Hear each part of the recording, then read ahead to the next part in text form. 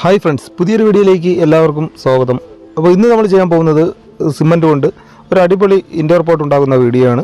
അപ്പോൾ എന്തായാലും ഈ വീഡിയോ എല്ലാവർക്കും വളരെ ഇഷ്ടപ്പെടും. വളരെ സിമ്പിളായിട്ട് തന്നെ ഉണ്ടാക്കാൻ പറ്റും. അപ്പോൾ നേരെ നമുക്ക് വീഡിയോയിലേക്ക് തന്നെ പോകാം.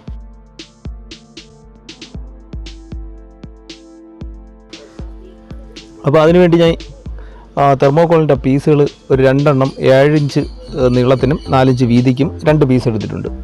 അത് കഴിഞ്ഞിട്ട് 5 ഇഞ്ച് നീളത്തിനും 4 ഇഞ്ച് വീതിക്കും 2 പീസും കൂടെ എടുത്തിട്ടുണ്ട്. ഇനി അതിന് നമുക്ക് 4 എണ്ണത്തിനും ചേർത്ത് ഒട്ടിച്ചെടുക്കാം.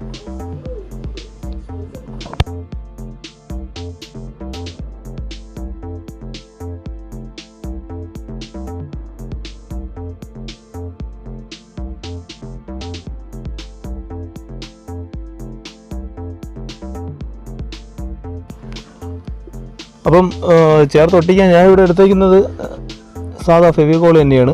അപ്പോൾ ഫെവിക്കോളാകുമ്പം ഉണങ്ങിക്കിട്ടാൻ ഒട്ടിച്ചേരാൻ കുറച്ച് സമയം എടുക്കുന്നേ ഉള്ളൂ. അപ്പോൾ അതിൻ്റെ ചുറ്റത്ത് നമ്മൾ ഒട്ടിച്ചിട്ട് കുറച്ച് സെലോ ടേപ്പും കൂടെ ഒട്ടിച്ചു കൊടുത്താൽ അത് നല്ല സെറ്റായി തന്നെ ഇരുന്നോളും. എന്നിട്ട് അതിൻ്റെ ഒരു സൈഡ് നമുക്ക് ഒരു വീതിക്ക് അതിൻ്റെ മുകൾ സൈഡിലെ വീതിക്ക് മറ്റൊരു തെർമോക്കോളിൻ്റെ പീസും കൂടെ എടുത്തിട്ടുണ്ട്. അത് വെച്ച് അവിടെ അടച്ചിട്ടുണ്ട്. അപ്പോൾ അതെല്ലാം കഴിഞ്ഞ് നല്ലോണം ഉണങ്ങിയതിന് ശേഷം ഇനി നമുക്ക് അതിനകത്ത് ചുറ്റാതെ ഏകദേശം 1.5 ഇഞ്ച് വീതി കുറച്ച് 3 സൈഡിൽ നിന്ന് നമുക്ക് അതിൻ്റെ അടി സൈഡിൽ 1 ഇഞ്ചും മുകൾ സൈഡിൽ 1 ഇഞ്ചും അതിൻ്റെ കനം കളഞ്ഞിട്ടുള്ള അകത്ത് വയ്ക്കാൻ വേണ്ടി വേറൊരു പീസ് ഞാൻ എടുത്തിട്ടുണ്ട്. അതിൻ്റെ 4 എൻഡും നല്ലോണം ചരിച്ച് കട്ട് ചെയ്ത് എടുത്തിട്ടുണ്ട്. എന്നിട്ട് അതിനകത്ത് കുറച്ച് സിമൻറ്റും വെള്ളം കൂടെ മിക്സ് ചെയ്ത് നല്ല കട്ടിക്ക് തന്നെ കുറച്ച് ഒഴിച്ചിട്ടുണ്ട് 1 ഇഞ്ച് കനത്തിന്. എന്നിട്ട് നമുക്ക് അതിനകത്ത് അടി സൈഡിൽ കുറച്ച് സിമൻറ്റ് പൊടിയും കൂടെ തൂറ്റി കൊടുക്കാം. എന്നിട്ട് നമ്മൾ എടുത്ത പീസ് കറക്റ്റ് അതിൻ്റെ സെൻറ്റർ ഭാഗത്ത് വെച്ച് കൊടുക്കാം. എന്നിട്ട് മുകളിലത്തെ സൈഡിൽ മുകളിലത്തെ ആ പീസിൽ മുട്ടിച്ച് അങ്ങ് വെച്ചാൽ മതി.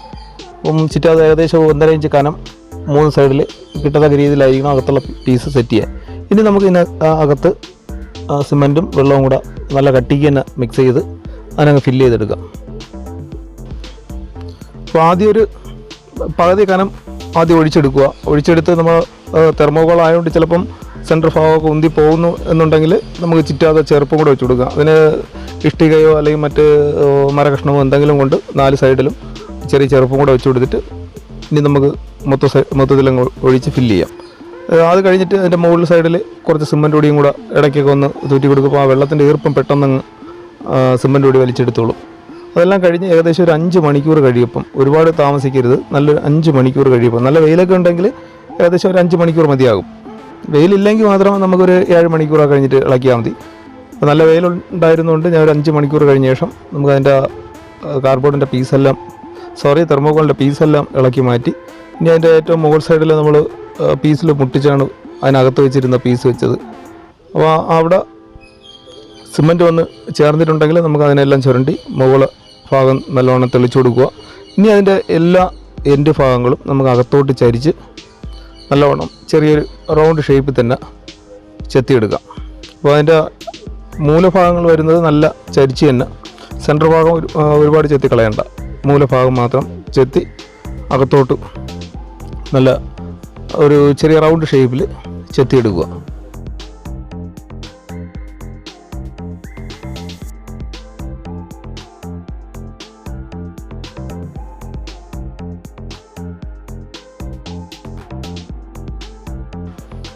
അപ്പോൾ എഡ്ജ് ഭാഗങ്ങളെല്ലാം ഏകദേശം ഒരു റൗണ്ട് ഷേപ്പിൽ നമ്മൾ ചെത്തി ആക്കിയിട്ടുണ്ട് കത്തിയുണ്ട്. അത് കഴിഞ്ഞിട്ട് എംബൈൻ്റെ പേപ്പർ ഉപയോഗിച്ച് ചെറുതായിട്ടൊന്ന് പേപ്പറും കൂടെ പിടിച്ചു കൊടുക്കും. അപ്പം നമ്മൾ എടുത്തേക്കുന്ന കത്തിയുടെ പാടൊന്നും അതിൽ കാണത്തില്ല.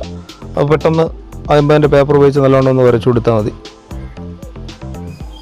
അത് കഴിഞ്ഞിട്ട് അതിൻ്റെ സെൻറ്റർ ഭാഗം നോക്കി നമുക്ക് ഒരു കുപ്പിയുടെ അടപ്പോ മറ്റെന്തെങ്കിലും കൊണ്ട് മാർക്ക് ചെയ്യാം. അപ്പോൾ മാർക്ക് ചെയ്തിട്ട് അതിൻ്റെ വെളി സൈഡിൽ ഏകദേശം ഒരു 1/2 ഇഞ്ച് കനത്തിന് നമുക്ക് റൗണ്ട് ഷേപ്പിൽ നല്ലോണം കുഴിച്ച് കട്ട് ചെയ്ത് കളയാം. അപ്പോൾ കത്തി ഉപയോഗിച്ച അല്ലെങ്കിൽ നമ്മൾ ക്രാഫ്റ്റ് ടൂൾസ് ഉപയോഗിച്ച വളരെ സിമ്പിളായിട്ട് തന്നെ ആ വെളിയിൽ നല്ല രീതിയിലൊരു ചാലായിട്ട് തന്നെ നല്ല ഷേപ്പ് ചെയ്തെടുക്കാം. അപ്പോൾ ഒരുപാട് ഉണങ്ങാത്തതുകൊണ്ട് പെട്ടെന്ന് അരിഞ്ഞെടുക്കാൻ നല്ല എളുപ്പമായിരിക്കും.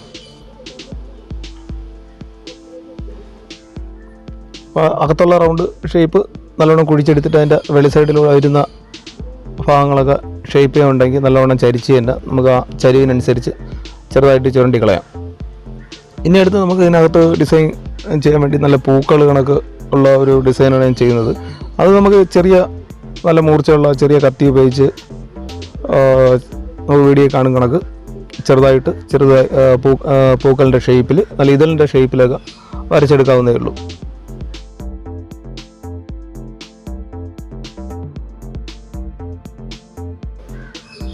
ഒരുപാട് ഉണങ്ങാത്തതുകൊണ്ട് പെട്ടെന്ന് വളരെ ഈസി ആയിട്ട് തന്നെ നമുക്ക് എന്ത് ഡിസൈൻ വേണോ കൊത്തിയെടുക്കാവുന്നതേ ഉള്ളൂ. ഒരു 5 മണിക്കൂർ 6 മണിക്കൂറൊക്കെ കഴിഞ്ഞ് കഴിഞ്ഞാൽ പെട്ടെന്ന് തന്നെ ചെയ്തെടുക്കാം, പൊട്ടിയൊന്നും പോകത്തില്ല. പക്ഷെ ഒരുപാട് നല്ല ഉണങ്ങി കഴിഞ്ഞാൽ നമുക്കിങ്ങനെ വരച്ചെടുക്കാനൊക്കെ ഭയങ്കര പാടാണ്, നല്ല സെറ്റായി പോയി കഴിഞ്ഞാൽ. അപ്പോൾ അത് നല്ല ഉണങ്ങുന്ന മുമ്പേ തന്നെ നമുക്ക് അതിൻ്റെ അകത്ത് ചെറിയ ഇതളായിട്ടൊക്കെ വരച്ചിട്ട് അതിനകത്തും കൂടെ ആ പൂക്കളിനകത്ത് വരുന്ന ചെറിയ ചെറിയ വരകളും കൂടെ ഇട്ട് കൊടുക്കാം. അപ്പോൾ ഇത് എന്തായാലും ഞാൻ ഒരു സൈഡിൽ മാത്രമേ ചെയ്യുന്നുള്ളൂ. നിങ്ങൾക്ക് വേണമെങ്കിൽ 2 സൈഡിലും ഇത് കണക്ക് തന്നെ ചെറിയ ഇതളായിട്ട് അടുപ്പിച്ചടുപ്പിച്ച് വരച്ചിട്ട് നമുക്ക് അതിനകത്തുള്ള വരകളും എല്ലാം ഇട്ട് കൊടുക്കാൻ നേരത്ത് കാണാൻ നല്ല ലുക്കായിരിക്കും.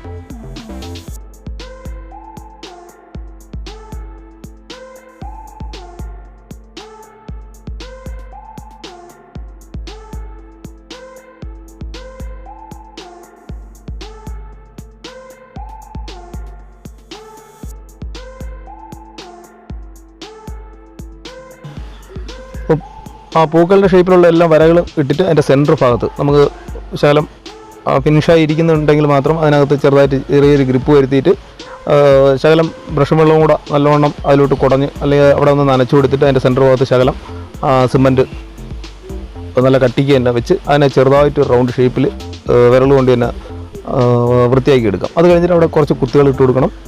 അതെല്ലാം കഴിഞ്ഞ് ഏകദേശം ഒരു ദിവസം നല്ലവണ്ണം ഉണങ്ങിയതിന് ശേഷം ഒരു ദിവസം വെള്ളത്തിൽ നല്ലവണ്ണം ബക്കറ്റിലെല്ലാം ഇട്ട് താഴ്ത്തി വെച്ചേക്കുക. അതെല്ലാം കഴിഞ്ഞിട്ട് ഒന്ന് വെയിലത്ത് വെച്ച് ഉണങ്ങിയതിന് ശേഷം നമുക്ക് അതിനകത്തുള്ള തെർമോകോളെല്ലാം എടുത്ത് മാറ്റിയിട്ട് എംബൻ്റെ സാൻഡ് പേപ്പർ ഉപയോഗിച്ച് നമുക്ക് അതിനെ മൊത്തത്തിൽ ആ വരകളെല്ലാം പേപ്പർ ഇട്ടെടുക്കാം. അതിൻ്റെ പുറത്തെ ഭാഗവും ബാക്ക് സൈഡും എല്ലാം പേപ്പർ ചെയ്തെടുക്കാം. അപ്പോൾ പേപ്പറെല്ലാം ഇട്ട് തീർന്നിട്ട് അടുത്ത് നമുക്ക് ചെയ്യാനുള്ളതെന്ന് പറഞ്ഞാൽ വൈറ്റ് സിമൻ്റാണ് വേണ്ടത്. വൈറ്റ് സിമൻറ്റ് ഒരു മീഡിയം കട്ടി കലക്കിയിട്ട് അതിനകത്ത് സൈഡിൽ ഹോൾസ് ഉണ്ടെങ്കിൽ മാത്രം ആ ഹോൾസ് എല്ലാം അവിടെ നിന്ന് അടഞ്ഞു കിട്ടത്തക്ക രീതിയിൽ 1-2 ലെയർ വൈറ്റ് സിമൻറ്റ് ഒരു മീഡിയം കട്ടിക്ക് കലക്കി അതിനകത്ത് ഒഴിച്ചു കൊടുത്തിട്ട് നല്ലവണ്ണം അതിനകത്ത് തന്നെ റൗണ്ട് ഷേപ്പിൽ ചുറ്റി എടുക്കുക. അപ്പോൾ ആ ഹോൾസ് എല്ലാം ഒന്ന് അടഞ്ഞു കിട്ടും. പിന്നെ ബാക്കിയുള്ളത് അതിൻ്റെ ബാക്ക് സൈഡിലും വെളിയിലൊക്കെ ഹോൾസ് ഉണ്ടെങ്കിൽ വൈറ്റ് സിമൻറ്റ് ഒരു കോട്ട് ബ്രഷും കൂടെ ചെയ്ത് കൊടുക്കാം. അപ്പോൾ അതൊന്ന് ഉണങ്ങിയതിന് ശേഷം നമുക്ക് എംബൻ്റെ പേപ്പർ ഉപയോഗിച്ച് നല്ല മൊത്തത്തിൽ പേപ്പർ ചെയ്തെടുക്കുമ്പം നല്ല ഒരു ഫിനിഷിങ് കിട്ടും. അപ്പോൾ പേപ്പറെല്ലാം ചെയ്ത് തീർന്നിട്ട് അടുത്ത് നമുക്ക് വേണ്ടതെന്ന് പറഞ്ഞാൽ കളറാണ്. അപ്പോൾ കളർ കൊടുക്കാൻ വേണ്ടി ആദ്യം ബേസിക് കോട്ടായിട്ട് ഞാൻ അടിക്കുന്നത് ആക്രിലിക്കിൻ്റെ കളറാണ്. അപ്പം എടുത്തേക്കുന്ന എല്ലാ കളറും ആക്രിലിക്കിൻ്റെ കളർ തന്നെയാണ്. അപ്പം ആദ്യം ഒരു കോട്ട് വൈറ്റ് ആക്രിലിക്കിൻ്റെ പെയിൻറ്റ് അടിച്ചിട്ട് പിന്നെ നിങ്ങൾക്ക് ഇഷ്ടമുള്ള കളർ നിങ്ങൾ തന്നെ തിരഞ്ഞെടുക്കുക. ഞാൻ ഇനിയിപ്പം ഇതിനകത്ത് വരുന്ന ഭാഗത്ത് മാത്രം ഒരു മഞ്ഞ മാത്രമേ കൊടുക്കുന്നുള്ളൂ. അപ്പോൾ നിങ്ങൾക്ക് വേണമെങ്കിൽ ഇതിൻ്റെ വെളി സൈഡിൽ ഇഷ്ടപ്പെട്ട കളർ കൊടുക്കാവുന്നേ ഉള്ളൂ.